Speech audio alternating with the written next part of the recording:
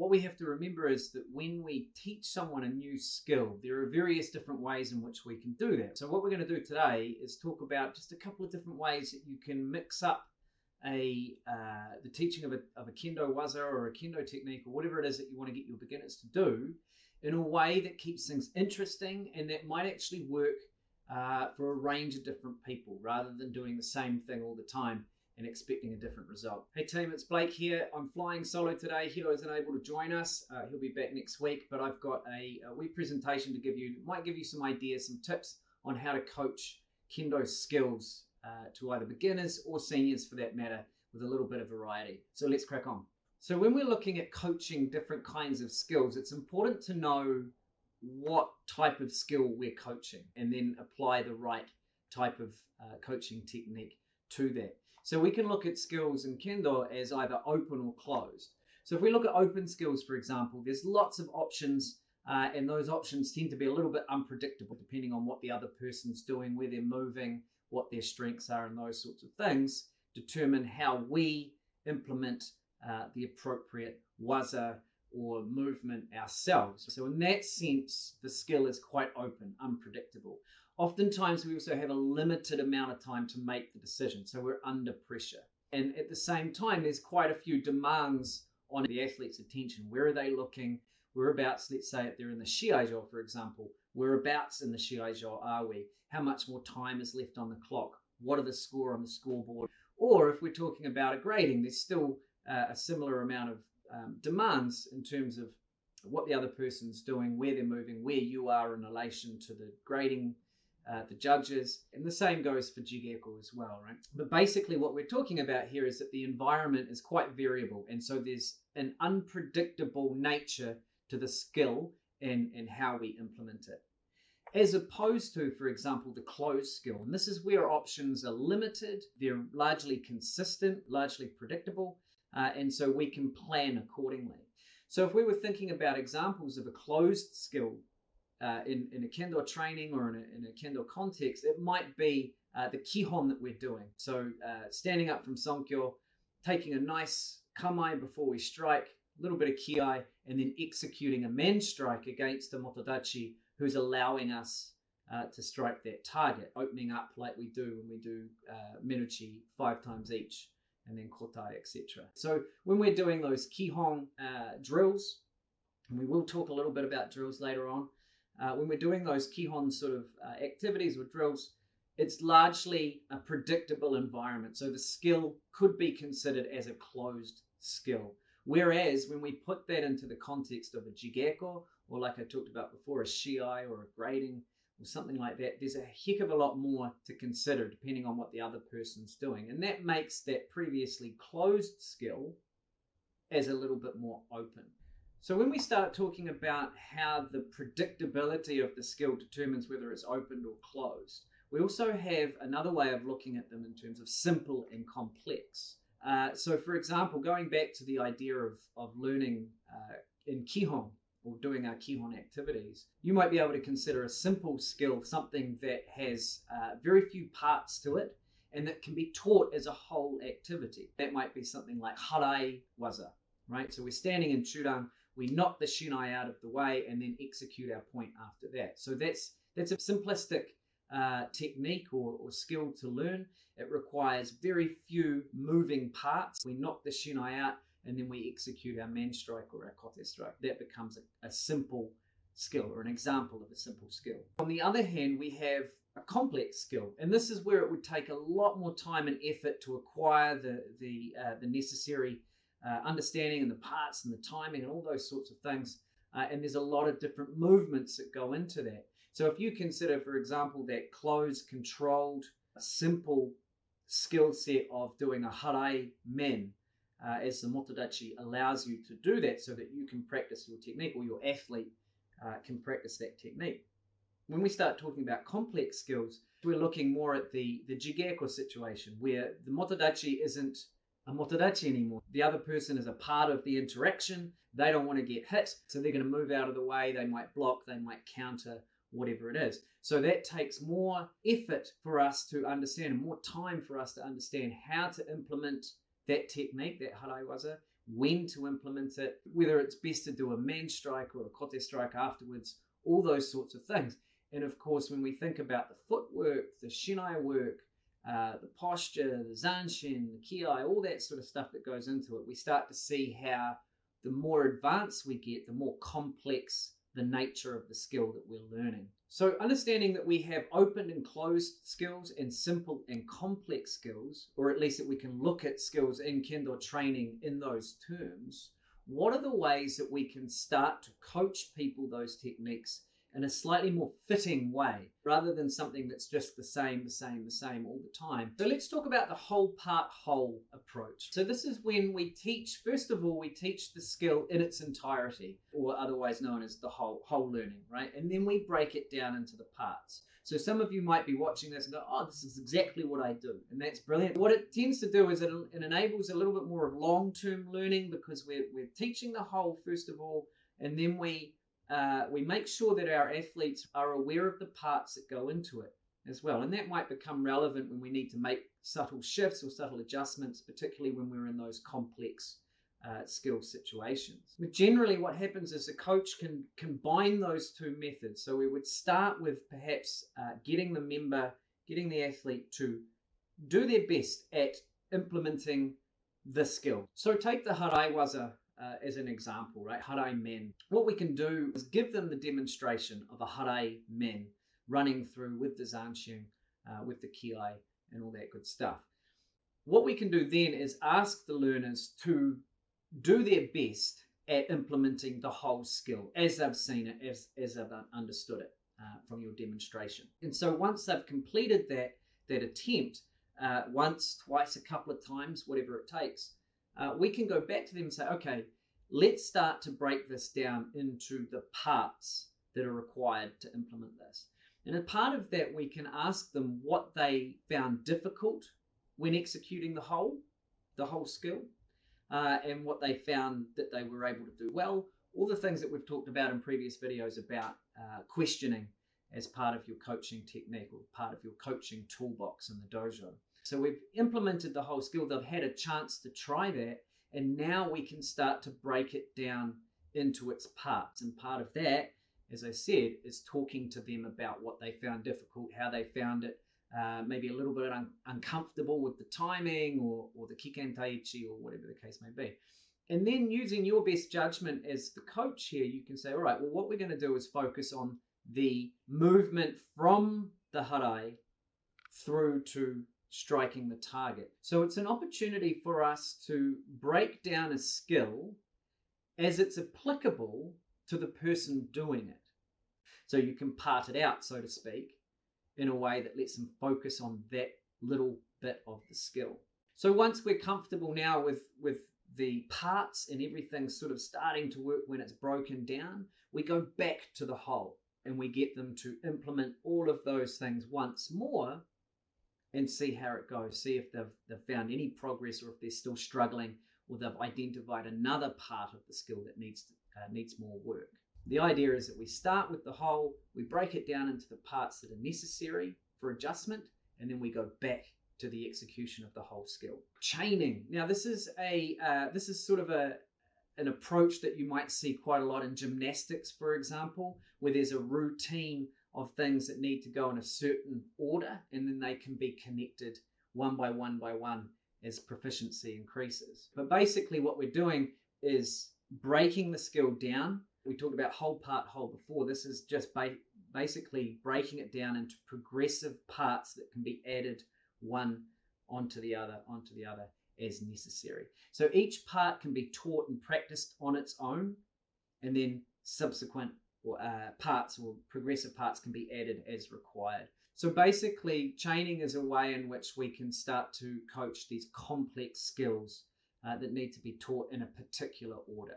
A really good example of when I've used chaining in my trainings is when I'm teaching kakari geko, when I'm coaching kakari geko.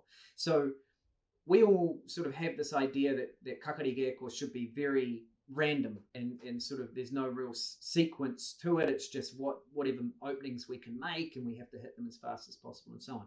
But if you cast your mind back to when you were learning how to do kakari geko, you remember it's quite overwhelming, and there's lots going on, and it's really hard to see where those openings are or how I could be opening them up while yelling my guts out and moving as quickly as I can while Sensei's yelling at me from the side to hurry up and put more effort in. But what I've done in the past is break it down into a sequence of waza that the person can remember and then apply until they get comfortable with the flow, with the timing, with the rhythm that's important for a kakarigeko session to go well and for people to get the benefit out of it. So more specifically, what I've done in the past is start off with a men strike. Yeah, men, as fast as I can, running all the way through. Turning around and then going straight into a kote taiatari. And that tends to lead into a taiatari, which comes back to chudan. And then we go in kote men taiatari hikido. Once again, kote men taiatari hikido. And then back out to chudan and striking men.